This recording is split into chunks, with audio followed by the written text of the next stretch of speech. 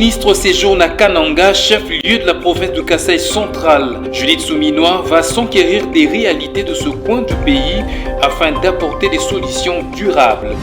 Et enfin, plusieurs Congolais délient leur langue après la sortie médiatique de Joseph Kabila. Les politiques, les mouvements citoyens, tout comme la population, 80% de leurs avis rappellent à l'ancien président ses failles durant sa gestion. On se retrouve pour un nouveau journal sur votre télévision, messieurs et dames. Bonsoir et bienvenue. La sortie médiatique le vendredi 23 mai de l'ancien président congolais Joseph Kabila remettant en cause la gestion du pays par Félix Tshisekedi Tshilombo a fait l'objet d'analyses et critiques par l'opinion nationale. Retour sur ce commentaire. Proposant 12 mesures pour sortir le pays de l'impasse, l'ancien président dénonce un climat autoritaire, appelle à la restauration de la démocratie, à la fin de la guerre, au retrait des troupes étrangères et à la neutralisation des groupes armés. Une posture de redresseur de tort qui intrigue, voire irrite, tant elle entre en contradiction avec son propre passé à la tête du pays. Atteinte aux libertés, élections truquées, inertie face aux groupes armés et gestion autoritaire du pouvoir. Plus dérangeante encore, son mutisme total sur l'agression rwandaise, les exactions du M23 AFC et les souffrances des populations civiles congolaises. Kabila condamne les Wazalendo, critique le FDLR, mais ne dit mot des responsables pourtant identifiés du chaos à l'Est. Pire, il salue le retrait des troupes régionales venues prêter main forte au FARDC. Ce double langage ajoute au timing de son intervention 24 heures après la levée de son immunité parlementaire dans une affaire de collision avec les rebelles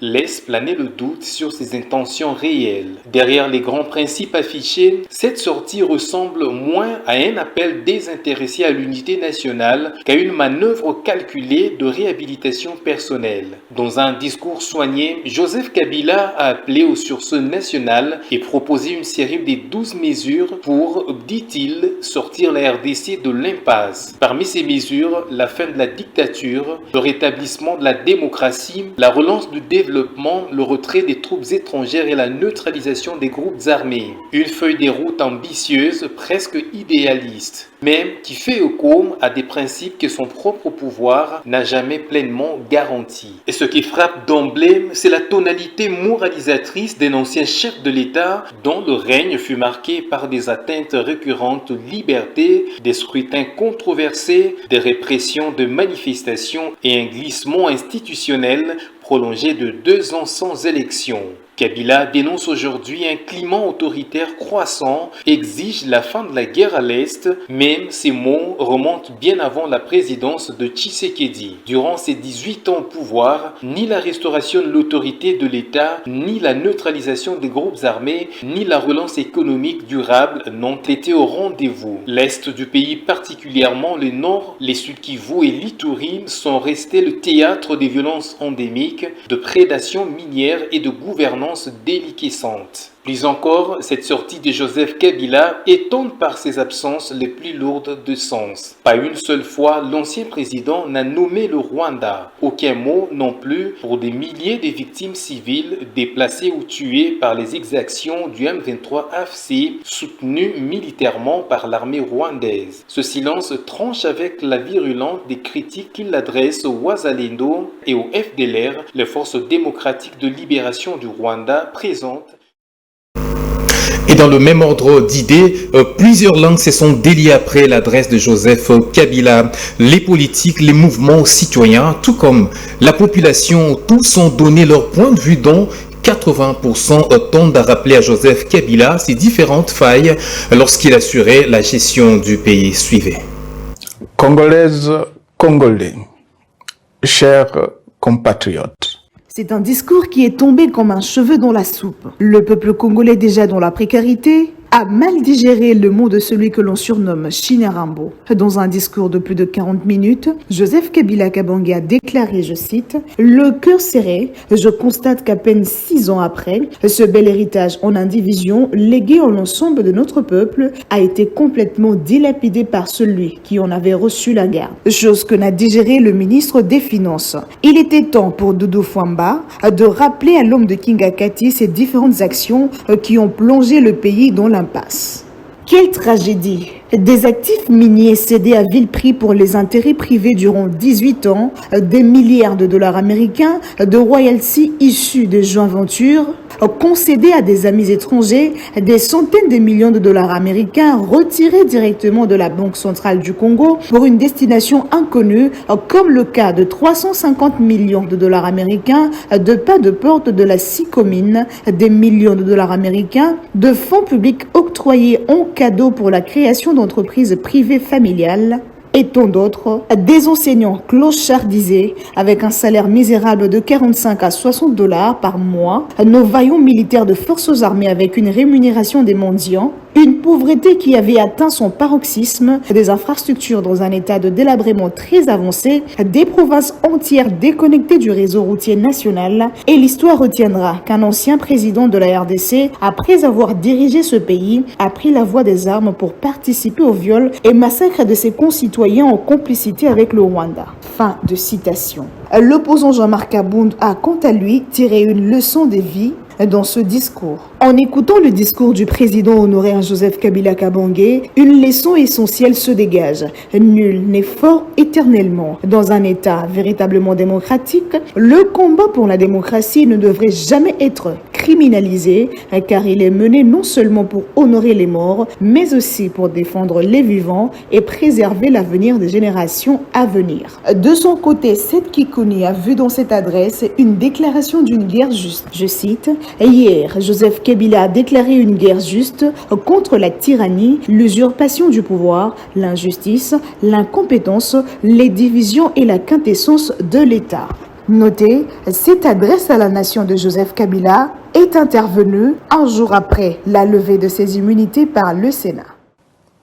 Pour y parvenir, chacun doit jouer sa partition. Je m'engage à jouer la mienne. Et dans un autre chapitre, les forces armées de la République démocratique du Congo maintiennent leur dispositif face aux ennemis de la paix dans les zones touchées par la violence, notamment dans les provinces du Nord, Kivu, Sud Kivu, Ituri, ainsi que dans le triangle compris entre Kinshasa, Congo central et les grands Bandundu. C'est le vice-premier ministre de la Défense nationale, Guy Kabombo Mwadianvita, qui a rapporté cette information au Conseil des ministres. Suivez plutôt les propos de Patrick Mouyaya Katembwe, ministre de la Communication et Médias et porte-parole du gouvernement. Le vice-premier ministre, ministre de la Défense, est pour sa part revenu sur la situation sécuritaire sur les différents fronts dans l'est du pays principalement. Les forces armées de la République démocratique du Congo maintiennent leur dispositif face aux ennemis de la paix dans les zones touchées par la violence, notamment dans les provinces du Nord Kivu, Sud Kivu de l'Ituri, ainsi que dans les triangles Kinshasa, Congo central, Grand Bandundu. Il a également informé le Conseil de la fin des opérations d'exfiltration des éléments de FARDC et de la police nationale congolaise de la base de la MONUSCO Goma vers Kinshasa. Ces éléments ont été conduits vers un centre militaire pour leur récupération psychologique et réarmement moral. Le vice-premier ministre, ministre de la Défense, a salué la collaboration avec le Comité international de la Croix-Rouge et du Croissant-Rouge, CICR, qui a facilité cette opération. Et puis le chef de l'État a instruit l'adoption sans délai des mesures concrètes visant notamment à contenir et à prévenir les crises qui déstabilisent les institutions provinciales. Félix Tshisekedi Tshilombo l'a fait dans sa communication à la 44e réunion du Conseil des ministres tenue le vendredi 23 mai 2025 à la Cité de l'Union africaine. Regardez. C'est consécutivement à la recrudescence des violences qui déstabilisent les institutions provinciales, parmi lesquelles les motions de défiance et autres conflits qui entravent son bon fonctionnement, que le président de la République a insisté sur l'impératif d'adopter sans délai des mesures visant à contenir et à prévenir ces crises. Depuis la mise en place des institutions provinciales prévues par la Constitution, notre pays a été confronté à des tensions récurrentes entre les assemblées provinciales et les exécutifs provinciaux. Ces conflits, souvent matérialisés par de motions de défiance, ont conduit à la destitution de plusieurs gouverneurs de province. Ces instabilités ont lourdement pesé sur le bon fonctionnement des institutions provinciales, entraînant d'importants retards dans la mise en œuvre des politiques publiques et freinant l'élan des développements administratifs et socio-économiques escomptés. Face à cette situation préoccupante, le président de la République a insisté sur l'impératif d'adopter sans délai des mesures concrètes visant non seulement à contenir les crises actuelles, mais surtout à prévenir leur extension et leur répétition. La stabilité des gouvernements provinciaux est aujourd'hui une exigence vitale pour garantir le bon fonctionnement de l'État et de préserver la cohésion nationale, a-t-il précisé. Il faut rappeler qu'à maintes reprises, le président de la République a exhorté les assemblées provinciales et les gouvernements provinciaux à travailler dans l'unité. Dans l'actualité également, renforcer les synergies entre Kinshasa et les administrations locales, voilà qui justifie la présence de la première ministre à Kananga, chef-lieu de la province du Kasaï central. Arrivée ce samedi 24 mai, Judith Souminois, tout le canton s'imprégner des différentes réalités de ce coin du pays afin d'apporter des solutions pertinentes et durables. On en parle avec Emeline Kambidio et Patrick Issobongese Bokuma. Depuis sa nomination à la tête de l'exécutif national, Judith Souminois ne dort pas sur ses lauriers. D'itinérance en itinérance, elle vise à évaluer et ajuster les problèmes qui gangrènent non seulement Kinshasa, mais aussi les provinces. À Kananga, la première ministre a été accueillie par une foule immense et les autorités provinciales, dont le gouverneur de province Kambulu Konko. Sur place, Judith Souminois a mis l'accent particulier sur le motif de son déplacement. C'est bien de gérer, de coordonner l'action gouvernementale au niveau de Kinshasa, mais c'est important aussi de descendre sur le terrain et au niveau des provinces. C'est vrai que je ne peux pas faire toutes les localités, tous les territoires, toutes les ETD, mais au moins arriver dans les chefs-lieux et essayer d'aller le plus loin que je peux pour me rendre compte moi-même de ce qui est en train d'être fait, de ce qui est en train d'être mis en œuvre en collaboration avec les différents gouverneur de province et donc ici le gouverneur du Kasaï central, et ça me permet ensuite de voir comment on peut mieux faire les ajustements nécessaires par rapport à la mise en œuvre du programme d'action du gouvernement qui est exécuté ici dans la province, et s'il y a des ajustements, voir quelles sont les contraintes, quels sont les goulots d'étranglement pour qu'on puisse évoluer. Consciente des tensions entre la RDC et le Rwanda, la première ministre n'a pas manqué à prêcher l'unité.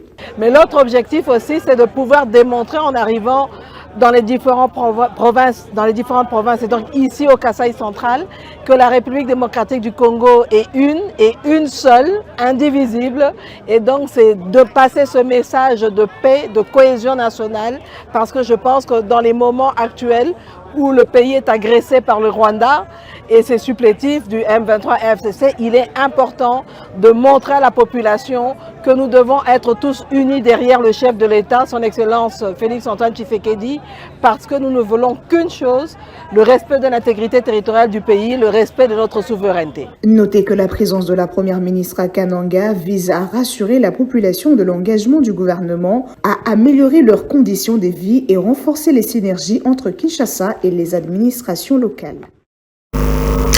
Quittons le Kasaï central pour le Kasaï oriental, où le gouverneur intérimaire de cette province entend se mettre par fin des différents défis de sa province afin de mener à bien sa mission. Augustin Kayemba a présidé le vendredi 23 mai 2025 une séance de travail avec le maire de ville ainsi que les bourgmestres des communes. On en parle avec Emeline Kambidio. Augustin Kayemba Moulemena, gouverneur intérimaire du Kasaï oriental, veut laisser ses empreintes dans la province, remettre la province en bon état et sa mission. Il a à cet effet réuni les bourgmestres de différentes communes pour s'imprégner des défis face auxquels il se trouve. À l'issue de cette rencontre, une série de recommandations a été formulée par l'autorité provinciale, rapporte le bourgmestre de la commune de Dibindi, également doyen des bourgmestres. Je cite, « C'était une rencontre fructueuse. Nous avons reçu l'ordre de nettoyer toutes les routes et nous allons donner des instructions à tous les chefs de quartier pour veiller à ce que les routes asphaltées soient maintenues propres. » Il a également insisté sur le fait que les infrastructures mises en place grâce aux efforts du président Félix ne doivent pas devenir des dépotoirs. L'exécutif provincial a réitéré son engagement, celui d'appuyer les communes afin de faciliter le fonctionnement de chaque coin et recoin de la province du Kasaï oriental. Rappelons qu'Augustin Kayemba Moulemena assure l'intérim de Jean-Paul Mbouebois, accusé de détournement de 3 millions de dollars américains, une subvention du gouvernement central. Et on va poursuivre ce journal avec cette brève en images. Le ministre des Finances, accompagné de son collègue des ITP et du gouverneur de la ville de Kinshasa, a effectué ce samedi 24 mai 2025 la ronde de plusieurs coins de la capitale dans l'optique, entre autres, de lutter contre les embouteillages et les délabrements de la voirie de Kinshasa. Il a profité de l'occasion pour palper du doigt l'érosion Mbala située au camp Obadia Dingui, après avoir décaissé le moyen nécessaire pour la réhabilitation du dit tronçon. On va parler autre chose. Le président de la CENI a effectué une itinérance de travail dans les 3 démembrements de la CENI au Kasaï, au Congo central. Plutôt, il s'agit notamment des antennes de la CENI de Mwanda Sekebanza et Boma. Les détails dans cet élément.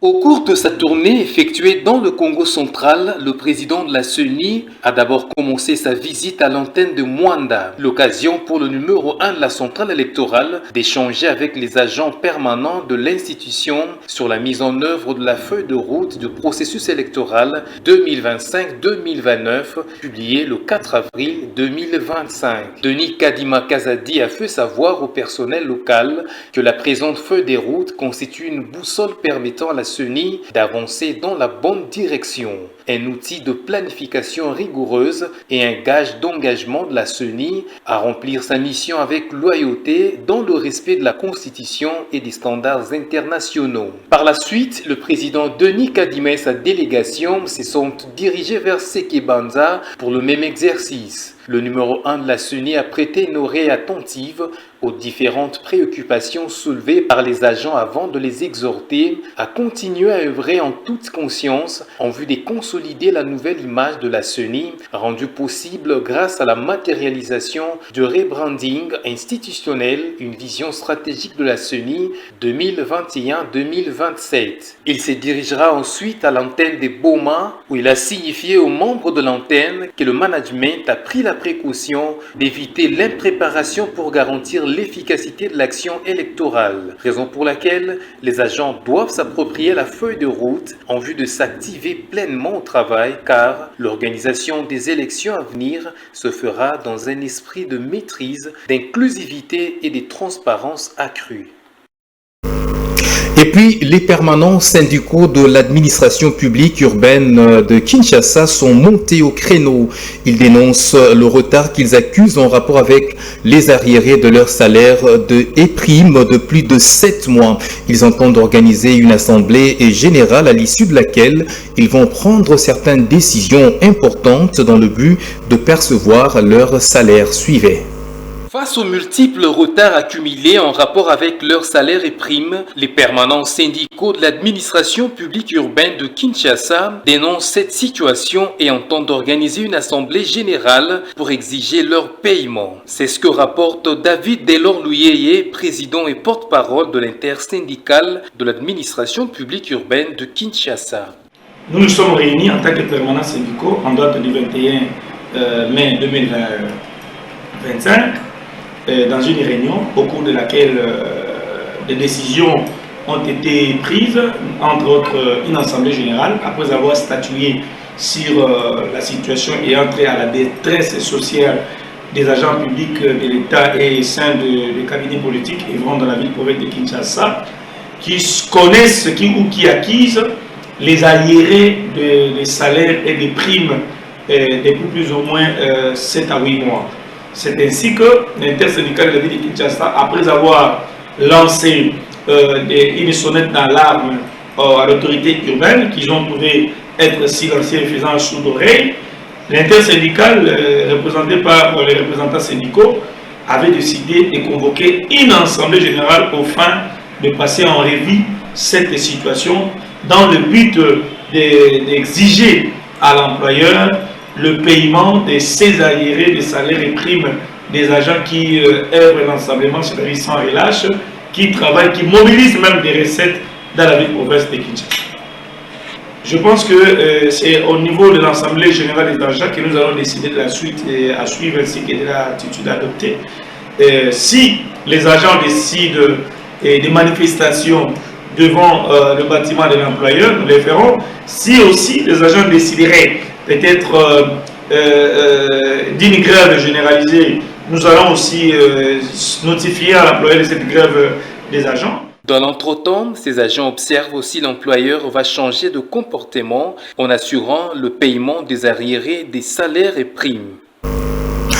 Direction Est de la RDC où le représentant au pays du MSF a lancé le vendredi 23 mai 2025 un appel à toutes les parties au conflit à garantir l'accès humanitaire et le respect des structures médicales pour mieux assister les populations en détresse. Emmanuel Lampard l'a dit lors de son retour dans cette partie de la République. Emeline Cambidio.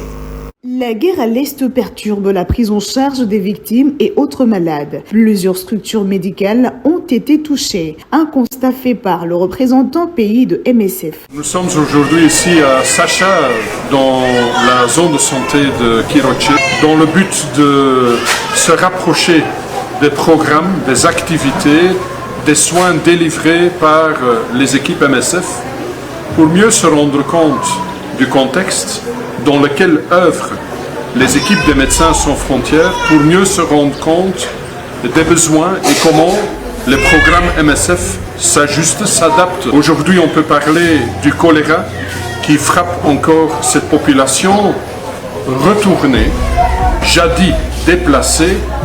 Les équipes médicales, l'infirmier titulaire et son équipe ont fui le centre de santé au courant du mois de janvier.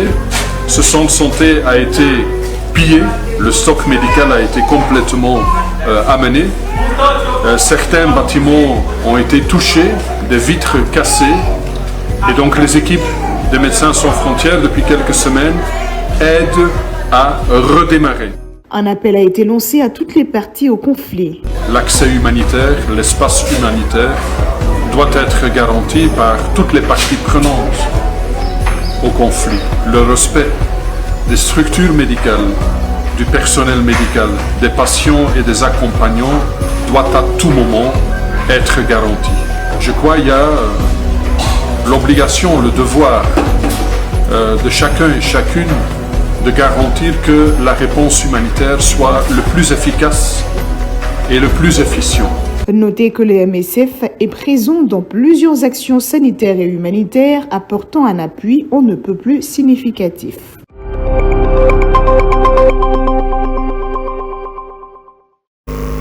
À l'international, pour terminer ce journal, après plusieurs jours dans le désert sans secours, quelques migrants soudanais ont perdu la vie. 7 sur 34 sont décédés. Suivez.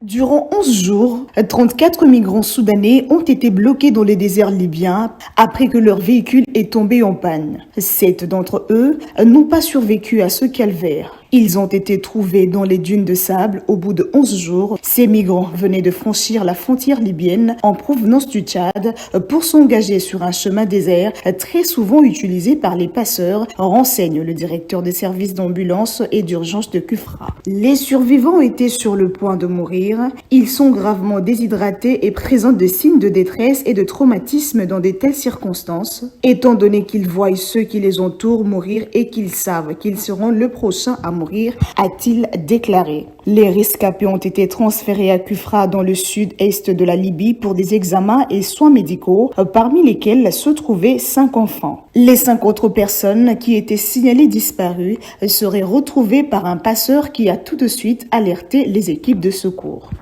Tenez, en 2024, le service d'ambulance de Kufra a répondu à des urgences concernant plus de 260 migrants soudanais trouvés dans le désert. Ce journal est terminé, on vous rappelle les principaux titres. Premier ministre séjourne à Kananga, chef-lieu de la province de Kasaï central. Judith Souminois va s'enquérir des réalités de ce coin du pays afin d'apporter des solutions durables. Et enfin, plusieurs Congolais délient leur langue après la sortie médiatique de Joseph Kabila. Les politiques, les mouvements citoyens, tout comme la population, 80% de leurs avis rappellent à l'ancien président ses failles durant sa gestion. Et ça sera tout pour ce soir, mesdames, messieurs. Merci de nous avoir suivis. Au revoir et bonne suite de programme sur votre télévision.